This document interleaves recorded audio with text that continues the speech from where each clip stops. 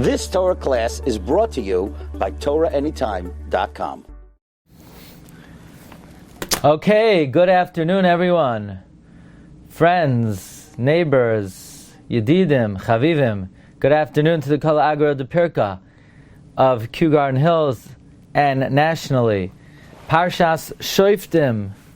We begin Chodesh Elul, the first Parsha we're going to read in Elul. Re'eh was Rosh Chodesh Elul, and this coming week will be Parshas Shoftim.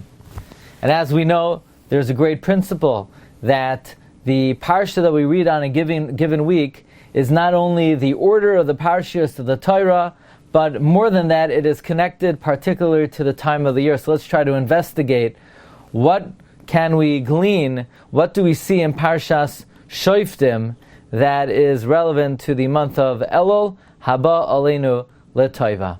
So we have in this Parsha the subject of warfare. And the pasuk says, "V'yasvu hashoitrim ledaber el ha'am." The shoitrim continue to speak to the people. V'amru, and they say, "Mi oish hayare v'rach alevav." You afraid? Who's afraid? Who's soft-hearted? Yelech v'yashev leveisa. He should go and return home. Get lost. Get out of the battlefield. V'lo yimas es levav echav kavavai. Let him not melt the heart of his brother like his heart. So this is a very interesting conversation. This is a very interesting declaration that the general makes.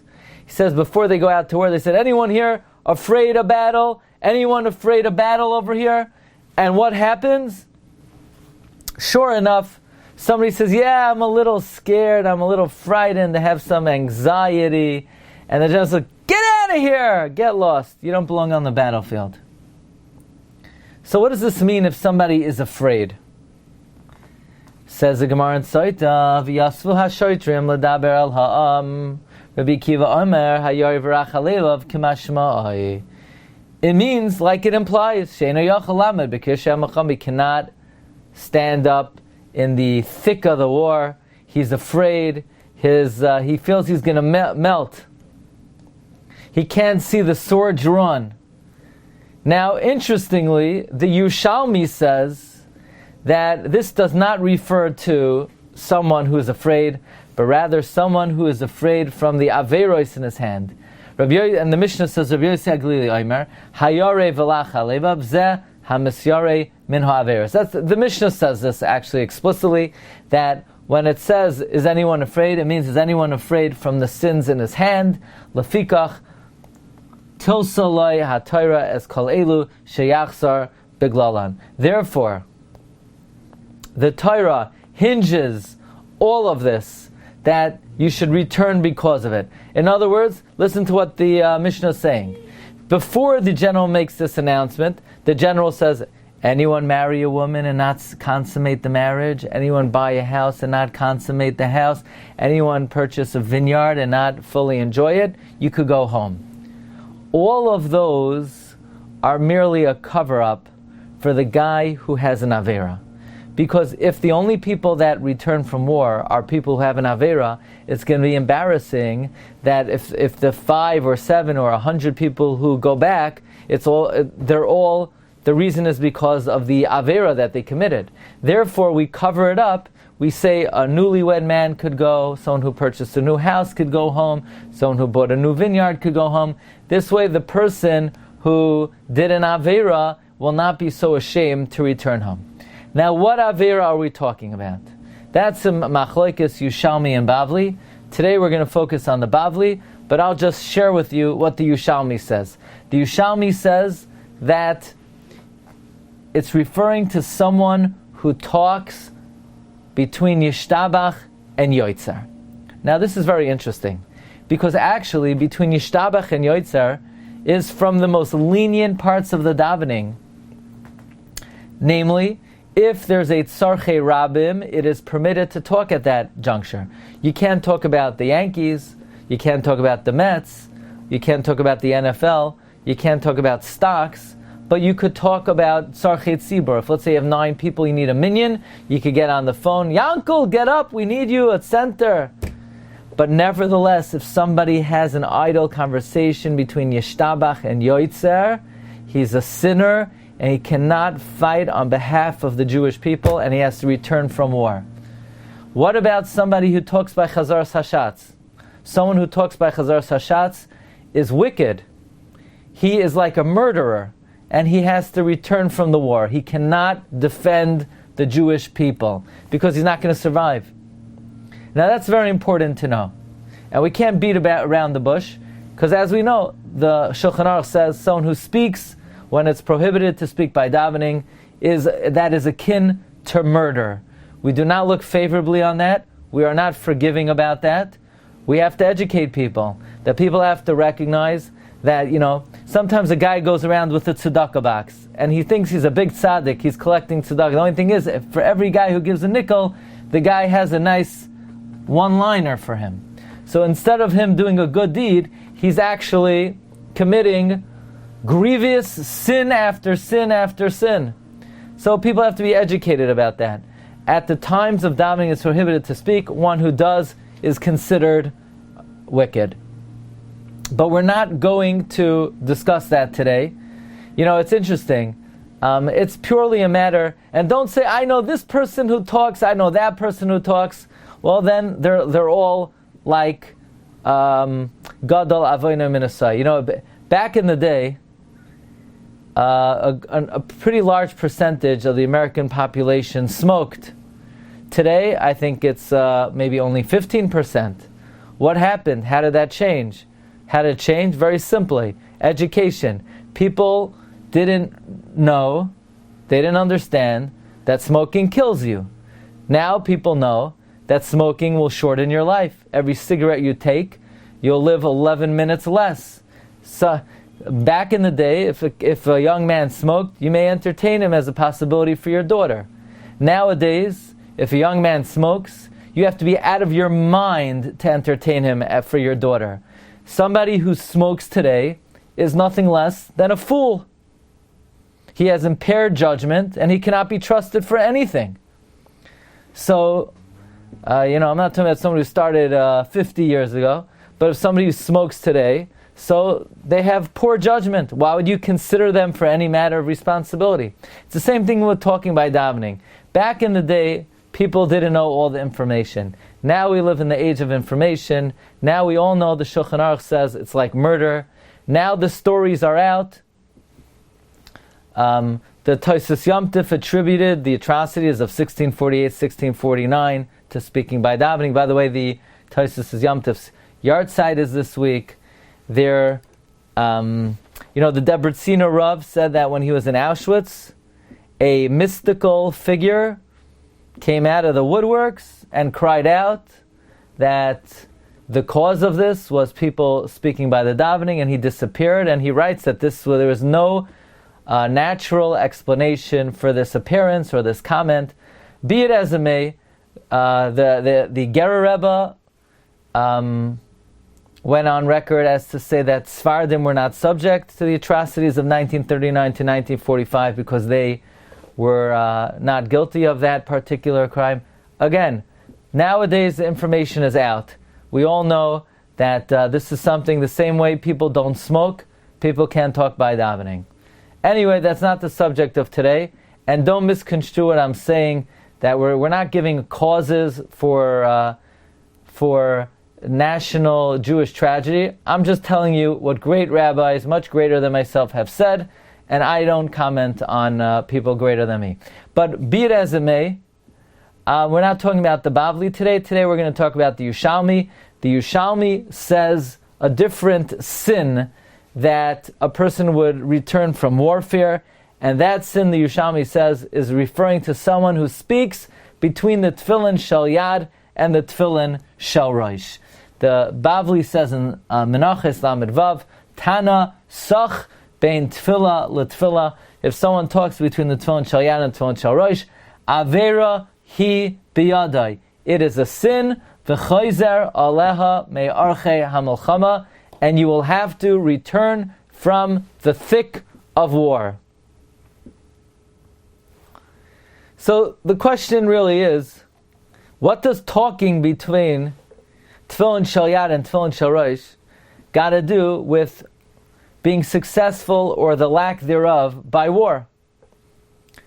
Comes the Rosh in the Piskei Halachas of the Rosh, and the Rosh says that by fulfilling the mitzvah of tefillin properly, you'll be able to fulfill by warfare the blessing of V'taraf Zeroya Af Kav Kaid. You will rip off the arm with the head. We know there's a special mechanism of warfare where you don't just blow the guy up, you rip off his arm and his head in one fell swoop. You ever do that? Well, I don't see any warriors here, but you warriors out there, you know that the prowess of a warrior is illustrated by the ability to rip off your opponent's arm and head simultaneously.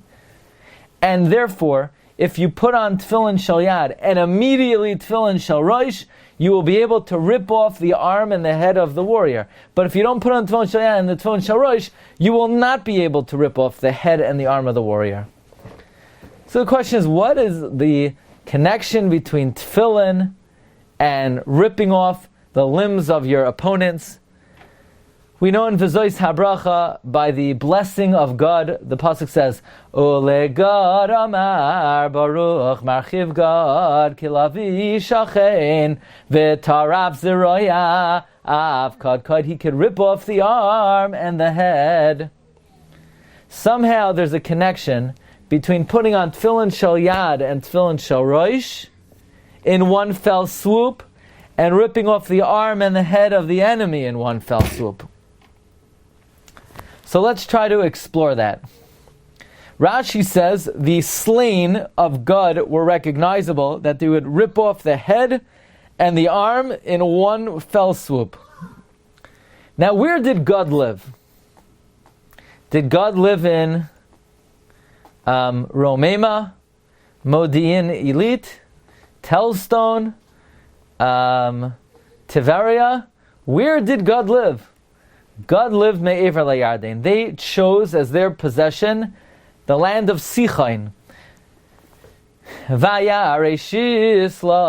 saw that the first land should be his.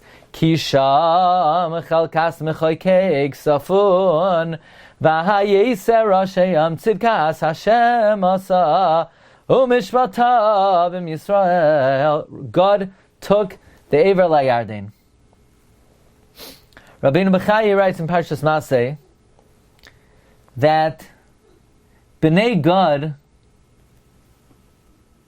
were not afraid to live on the border.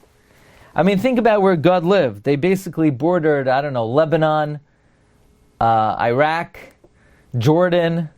I mean, they're in some pretty rough territory over there.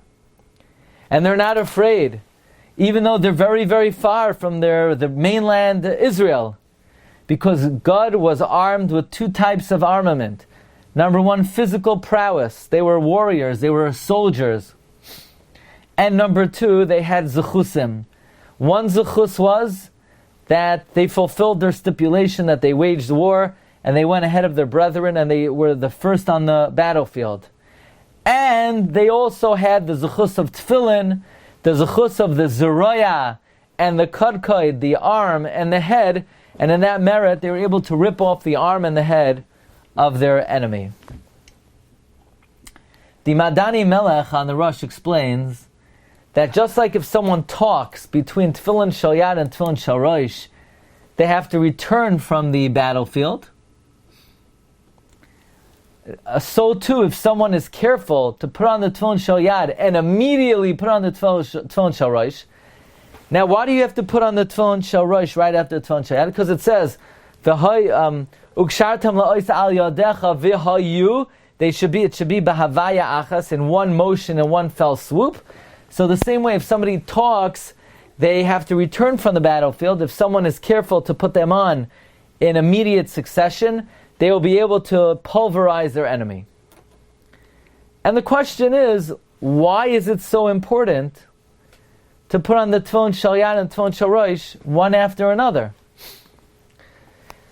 Why is this critical? There are two separate mitzvahs. Tefillin shel yad is one mitzvah, tefillin sharoche is another.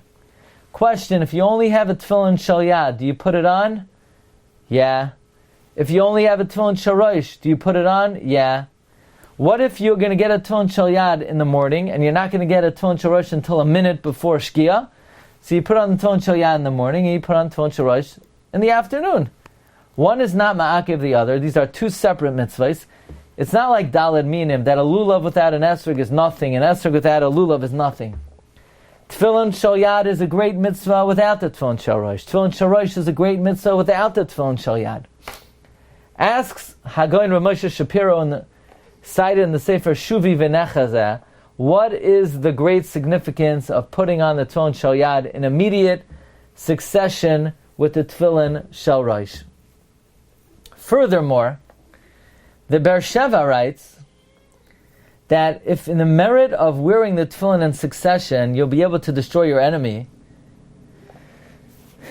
that might fit into the pshat of the Bavli, that the Aveira that one may be afraid of is speaking between the tefillin shel yad and tefillin shel rosh.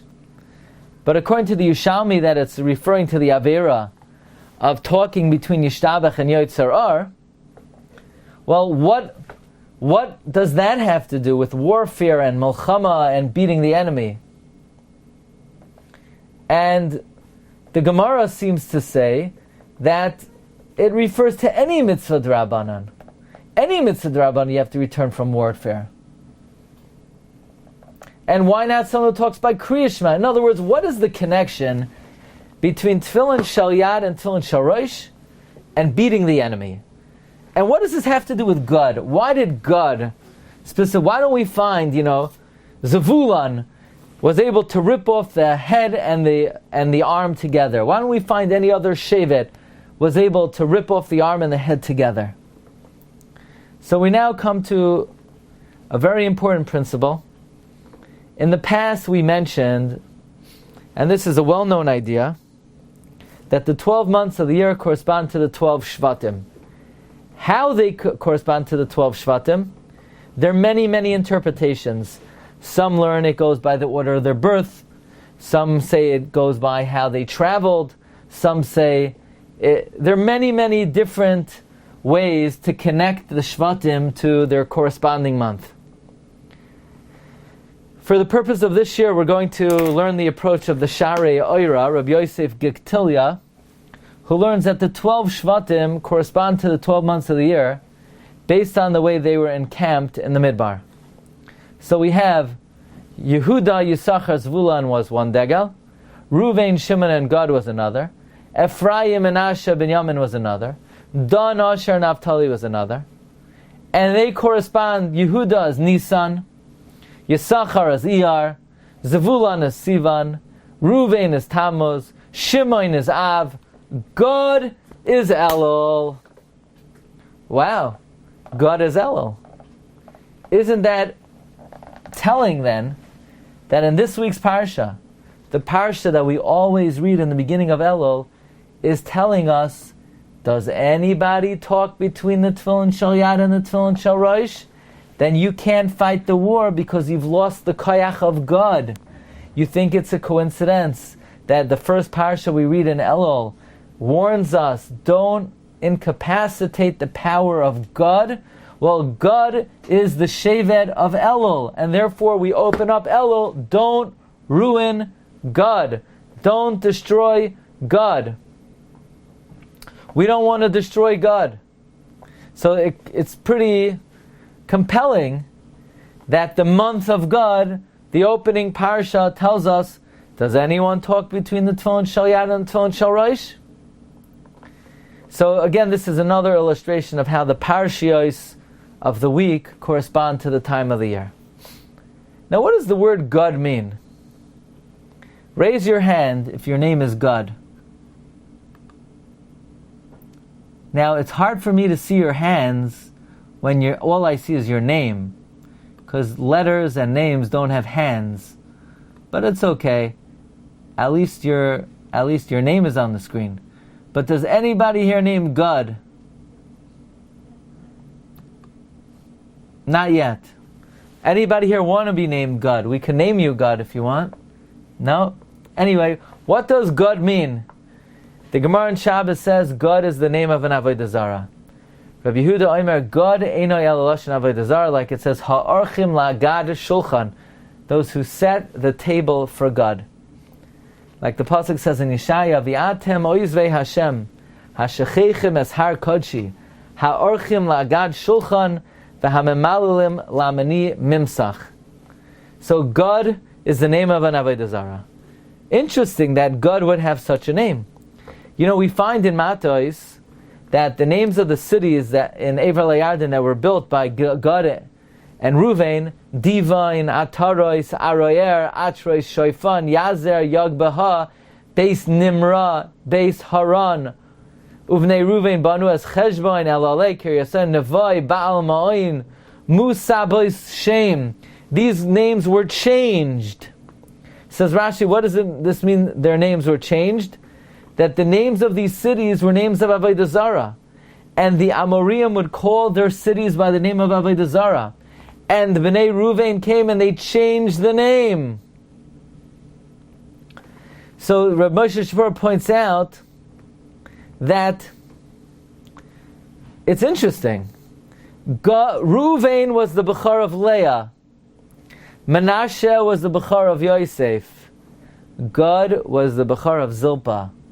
All of these three nations took the first share of Eretz Yisrael. They were rachis and they grabbed the rachis. But of all the rachis, God was the first one to grab land in Eretz Yisrael. They took the land of Sichain. And because their name is Avodah Zarah, they were able to uproot Avodah Zarah.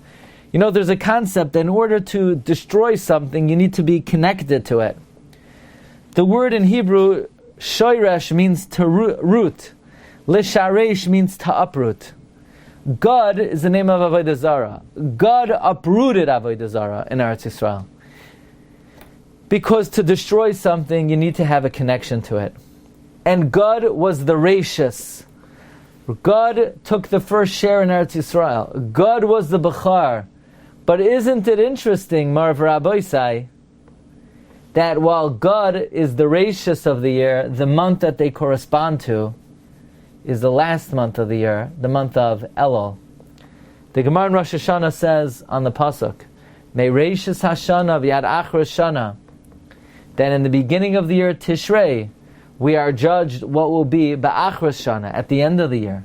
So the beginning of the year is Tishrei. Elul is the end of the year. Isn't it interesting that the month that the Shevet that corresponds to the end of the year is Gad? Why would Gad, the Shevet, which is called Rashis, be associated with the month of the year, which is Acharis? Shouldn't Gad be associated with Tishrei? We know the pasuk says in Ekev, Eretz asher Hashem Elokecha doireisha tamid einei Hashem Elokecha ba meireshis hashana ve'ad acharis shana. We are now in acharis shana. We're in the end of the year. And the end of the year corresponds to the month of Gad. When Gad came into Ever Layarden, they fought the first war in history on behalf of the Jewish people. Avram Avinu fought the war of the four kings, but that was not a war of Klal Yisrael. That was a personal war. God fought a national war. And who did he attack? Sichain. And what month of the year did God attack Sichain? Elul, the Medrash says, God attacked Sichain and conquered the first share of Eretz Yisrael in the month of Elul. And then they made Yom Tov in Tishrei. Now let's think about that. That's very telling. That's very compelling. That's very much of note. That the Shevet, that is called Rashis, conquered the first part of Eretz Yisrael in the month of the year, which is called the Achris Hashana. Now you should know that was not an easy war to wage. Sichain's capital was Cheshbain. And the Chazal say about Cheshbain, even if it was full of gnats and mosquitoes, nobody could conquer it. And yet God was able to conquer it. How? They ripped off the arm with the head. They were careful to put on tefillin Shalyan and tefillin Sharoche in one fell swoop. What is this all about?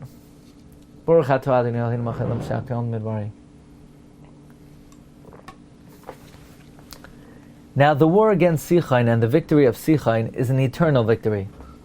Every Shabbos we say in Parakuf Lamed Vav, Hoidu leSichain melech ha'amoyri ki le'olam chastai. It was an eternal kindness to conquer that first share of Eretz Yisrael.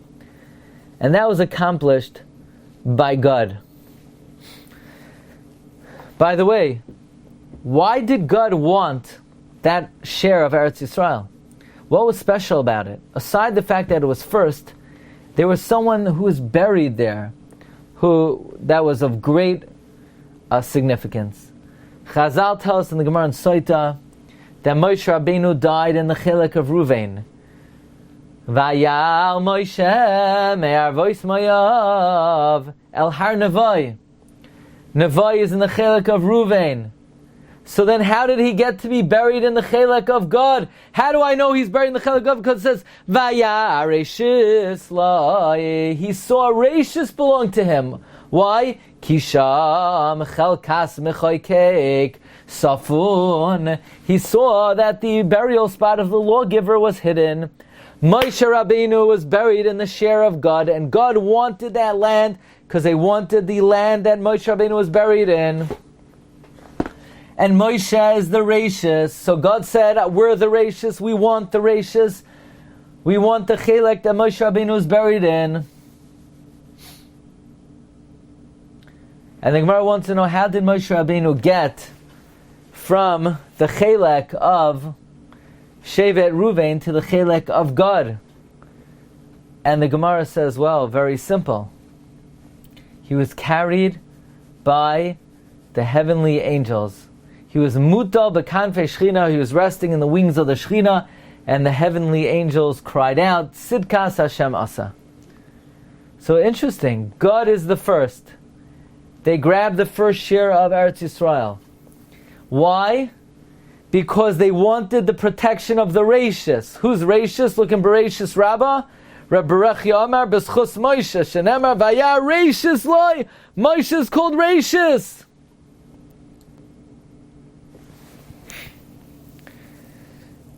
So Rav Moshe Shapiro develops the following idea. Eretz Yisrael has a very grave danger. You know what the danger of Eretz Yisrael is? Growing stale, growing old. The pasuk says, you're going to go into the land of Israel, kisoyled banim of nebanim, you're going to have children, grandchildren, v'noi shantem ba'aretz, and it's going to get boring, same old, same old. And when you have same old and you don't have the freshness and the vigor and the vigilance and the alacrity, then you're going to be destroyed, the Torah says. You're going to be chased out of Eretz Yisrael. And therefore, that's the Kriyas HaTorah for Tisha B'Av. And God as the Rashis, as the beginning, His mission, His motto, His essence is the essence of Rashis. Always to preserve the freshness and the vitality and the vigor of the beginning. When do you need to tell people, it's time for a new start, it's time for a beginning, in the beginning of the year or the end of the year? Nobody has to tell people, it's Rosh Hashanah, it's a new start. We know it's a new start. We're all excited, we're fresh, we have a clean slate. The kayach of the beginning is needed in the end, not in the beginning. The freshness, the vitality of a new start and a new beginning is needed be'achris, not bereshis. My boy started yeshiva today. I don't have to tell him, it's a new day, it's a new start. Of course it's a new start.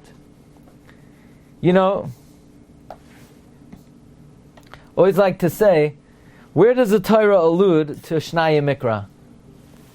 In Bereshis? No, in Shemais. Ve'ela Shemais Bnei Yisrael ve'chayev Adam likrois Parsha Shnaya Mikra ve'chatargam. Why would it allude to Shnaya Mikra in Parsha Shemais? Why not Bereshis? Because in Bereshis everyone's doing it. Everyone's capitalizing on the new start. It's when it grows old and it's old news already. We need to remind people about it. When do we need the Kayach of God? The Kayach of Reshis? In Tishrei? We don't need the Kayach of Reshis in Tishrei. Tishrei is implicit, infused with a newness, a freshness, a vitality, a vigor. We need the Kayach of God, the Achras.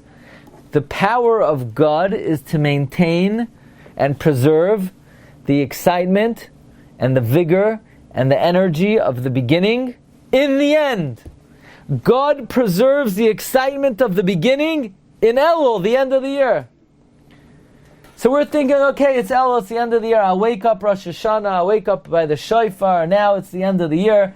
I'll keep on sliding until the new year. No, the power of God is not to take a moment. Once the beginning starts, we do not deviate, we do not distract, we do not pause from beginning until end. The power of God is to preserve the freshness of the beginning all the way in the end. They put on the tefillin Shalyan and they'll say, okay, well, we put on the tefillin Shalyan, now let's take a breather, let's look around a little bit, let's see who rolled into the shul, let's see what time everyone's coming, let's see how many tissues are in the tissue box, let me feel how much change in my pocket for tzedakah today, what time did the rabbi get here, what time is Yankel finally going to run? No! You put on the Shayvet, but you don't pause, you don't stop, you don't deviate, you don't distract, and you maintain the vigor and excitement of the beginning of the mitzvah all the way until the end. That is the essence of God, to preserve the Rashis and the Achris. That's why God is the month of Elul. He takes the first share of Eretz Yisrael because the Rashis Moshe Rabbeinu is there, and he does not stop until he's done. That's the power of God.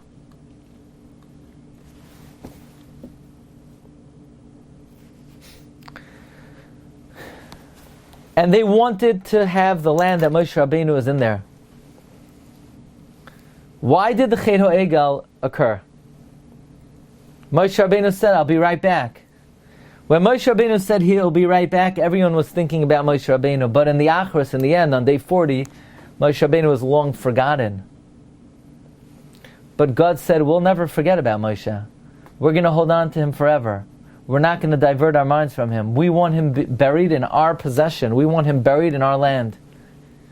The Torah writes that Pirkei Rabbi Elazar says, why do we blow shofar in Chodesh Elul? What's the reason for the custom of blowing shofar in Chodesh Elul? Because when Moshe Rabbeinu went up to Har Sinai the third time, it was signaled by the blast of the shofar. And the message of the blast of the shofar is, don't you dare serve Avodah Zarah again. And I always wondered, how did the blast of the shofar message and telecast that they shouldn't serve Avodah Zarah again? And Rav Moshe Shapiro explains that the reason why the Jewish people served Avodah Zarah the first time is because while on day one they never would have made the Egel because the memory of Moshe Rabbeinu was fresh in their minds, but as that memory became old, v'noi shantem, it dulled, it waned, and it disappeared from their consciousness.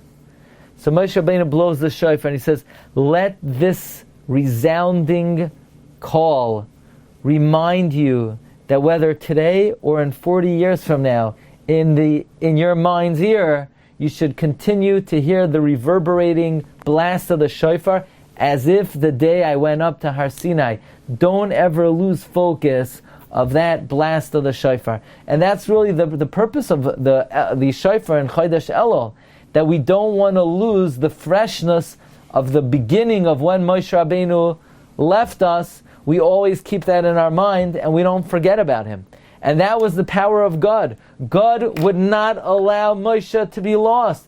God would never allow Moshe to be forgotten. They wanted to take Eretz Yisrael, they wanted to take that share because Moshe would forever be buried there. And that's why the month of Elul is the month of God. God is compared to a lion, Kalavi. A lion Says Rashi, God is next to the border. Therefore he's like a lion. Because anyone on the border has to be alert like a lion. A lion is forever vigilant. A lion never lets his guard down. His senses are on heightened alert. If any prey comes in the vicinity, the lion will pounce on them so quickly that prey will be sorry it ever crossed paths with the lion. That's the power of God. It never lets its guard down. The koyach, the power of performing tefillin shalyad immediately followed by tefillin sharoche is the idea that we don't let our guard down in the performance of the mitzvahs. It could still be the end of the year. We're maintaining the reishis hashana be'achras shana. You know, there's a famous vart from the Satmar Rebbe that me reishis hashana ad achras shana. Every year in the beginning of the year, we say, this year is going to be the year, me reishis hashana. This year is going to be the year where I'm going to be a perfect tzaddik. I'm going to be like an angel of God. And by the time the year ends, it's only Achras Shana, just a plain old, ordinary, regular year. But when the time of the Geula comes, we're going to say, Hein Ga'alti Acharis, Hein Ga'alti Eschem Acharis Kareshis. It will be at a time that we're able to preserve Hein Ga'alti Eschem Acharis Kareshis. He will redeem us in the end like in the beginning. We will be on the level where our ends will be as energetic and alert and enthusiastic as the beginning. This was the power of God. God is the lion, forever vigilant, not resting on their laurels, not pausing between tefillin shalyad and tefillin sharoche. And because they had that midah of always being alert in the performance of mitzvahs, that is why they correspond to Chodesh Elul, and therefore they had that special ability to attack their enemy without weakening, without slackening, without pausing, and they would rip off the arm and rip off the head in one fell swoop. And this is the power of the month of Elul, and there is no coincidence that if the Torah tells us, Mi ha'ish hayare v'rach halevav yelech v'yasher lebeisai, and the Gemara says that means don't talk between your tefillin shalyad and tefillin sharoche. That means Parshas Shoftim is telling us forever preserve the koyach of this month, the koyach of God, namely to maintain the excitement of the beginning, even in the end of the year, and that will be able to jumpstart us and kick us off for a good start for the upcoming year. Haba aleinu l'taiva. So I thank everyone for coming today. I wish you all a gitin chodesh, kol tov, and have a wonderful day. Bracha v'atzlacha.